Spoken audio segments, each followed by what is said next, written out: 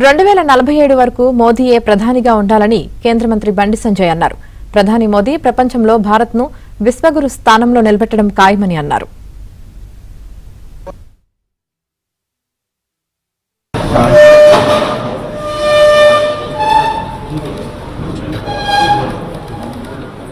वासरे सौम्यवासरे शुभवासरे शुभनक्षत्रे शुभयोगे शुभकरण एवं गुरुविषयविष्टायां शुभतिथौ अस्य जमानस्य अतिकुलदेवता संपूर्ण अनुग्रहकटाक्षसिद्ध्यर्थो यथाशक्ति ब्राह्मणद्वारा आनन्दमङ्गलनीराजन आराधति किं करिष्यामः.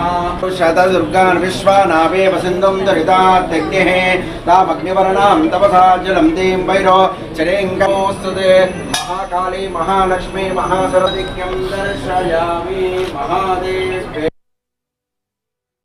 నరేంద్ర మోడీ గారు ప్రధానమంత్రిగా బాధ్యత చేపట్టి 4399 రోజులు ఇవాళ పూర్తి చేసుకొని నెహ్రూ రికార్డును అధిగమించి అలా ముందుకు సాగుతున్న తరుణంలో దేశవ్యాప్తంగా ఒక పండుగ వాతావరణం.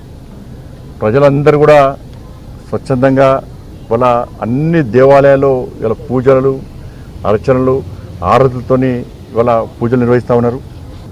2047 వరకు వారు ప్రధానిగా నిరంతరం కొనసాగాలని చెప్పి ఇవాళ ప్రతి భారతీయ జనతా పార్టీ కార్యకర్తతో పాటు ప్రతి భారతీయుడు కోరుకుంటున్నటువంటి ఒక అద్భుత సందర్భం ఇది. నరేంద్ర మోడీ గారు ఇంకా ఈ దేశాన్ని శక్తివంతమైన భారతదేశంగా వికసిత్ భారత్ లక్ష్యంగా ముందుకు పోతున్న సందర్భం దాన్ని విజయవంతం దిశగా ముందుకు సాగుతారని చెప్పి ఆ సందర్భంగా వారికి మంచి శక్తిని సామర్థ్యాన్ని ఇదే విధంగా కొనసాగించాలని చెప్పి ఆయన ఆరోగ్యాలు అందించాలని చెప్పి అమ్మవారిని పెట్టుకుంటున్నాను.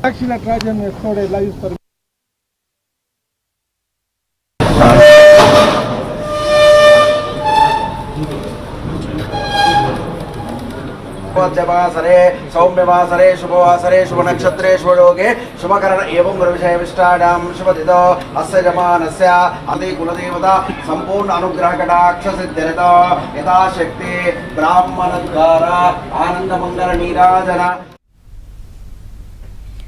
హైదరాబాద్ తార్నాకలోని శివాలయంలో తెలంగాణ బీజేపీ అధ్యక్షుడు రామచంద్రరావు ప్రత్యేక పూజలు నిర్వహించారు.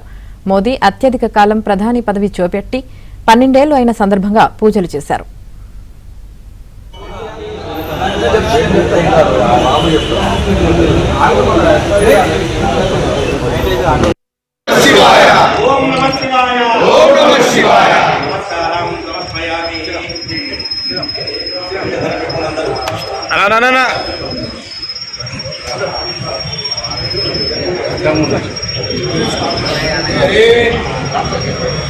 మంత్రులు ఇక్కడ రాజరా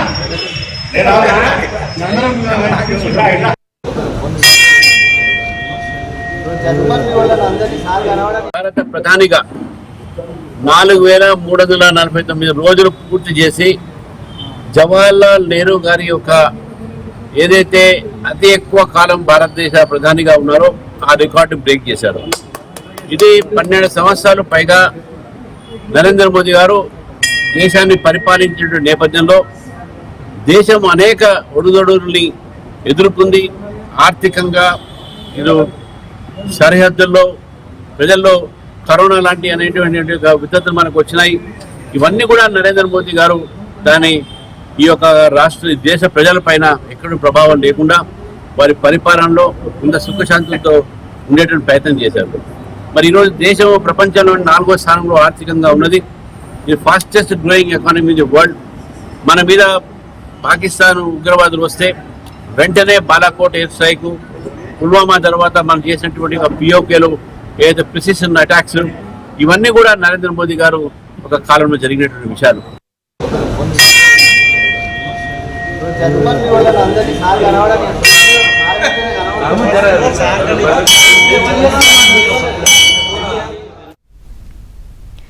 కాకి కోకిల మధ్య ఎంత తేడా ఉంటుందో రాజకీయ నాయకుల మధ్య కూడా అంతే తేడా ఉంటుందన్నారు సిపిఐ నేత నారాయణ.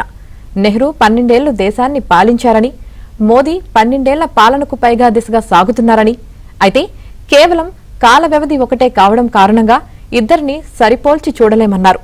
వారు పాలించిన సంవత్సరాల సమయంతో కాకుండా దేశాన్ని నడిపించిన విధానం, చూపించిన ప్రభావంతో వారి పాలనను అంచనా వేయాలన్నారు.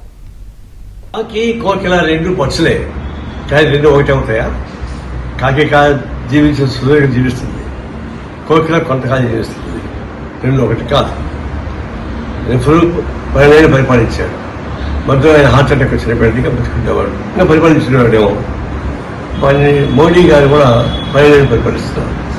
ఆ 12 ఈ 12 పోల్చుకున్నప్పుడు ఆ పరిపాలనతో ఎక్కువ జరగలేదు. అందువల్ల కాకి కాకే, కోకిల కోకిలే.